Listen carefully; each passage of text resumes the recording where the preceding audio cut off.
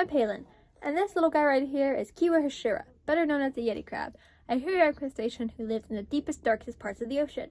He got a pretty good deal when it came to buying his underwater home, because he's able to survive where most animals can't.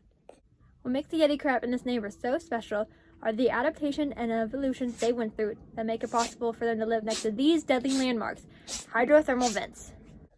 Hydrothermal vents are basically underwater volcanoes. Magma underneath the surface in subduction zone, which is when two tectonic plates bump into each other and one goes underneath, is then mixed with cold seawater from the surface. This builds up pressure, which can only be relieved through the form of hydrothermal vents. Water spewing from the vent can reach up to 700 degrees Fahrenheit and are constantly spewing out minerals and other chemicals that would make it hazardous to humans like us to live down there.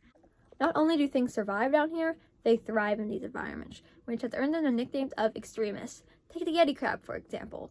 The hair on their arms isn't only a fashionable way to express themselves, it is also how they get their food. They wave their arms around in the openings of the vents, and their fur becomes covered with bacteria. The Yeti crabs then eat this bacteria. Alevina pompeiana, or the Pompeii worm, is another deep-sea extremist. Now, the way these worms survive the extreme temperatures by the hydrothermal vents is nothing short than a scientific marvel.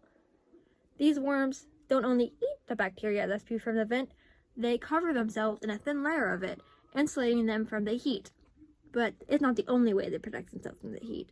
The worms then dart back and forth between the cold water of the open ocean and the warm water by the vents, creating a perfect worm-sized pocket of the perfect comfortable heat for them to sit in. An animal you might be more familiar with, though, is the octopus, specifically Vulcan octopus hypothermalis, or the vent octopus. It is a small, pale, blind octopus who uses the heat from the vent to warm up its body. They don't necessarily do this for survival, but to increase the incubation rates of their bodies, fastening the reproductive time. And the most crazy thing about it is, while it might seem strange that these extreme environments could possibly even harbor life, what if I told you you might not be here without it?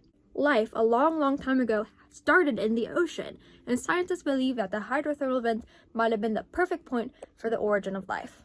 While it isn't possible to directly pinpoint and confirm exactly where life was started, the mix of heat, pressure, minerals, seawater, and all of it created the perfect point for life to have a potential. It's mind-blowing to think that humans could owe their whole existence to holes spewing out toxic minerals in the bottom of the ocean, but it is definitely a possibility, especially when we can see all amazing forms of life down there in the ocean where nothing should be able to survive. Deep-sea extremists found their perfect home in the bottom of the ocean, a place that is just built for them, and vice versa, they are just built for.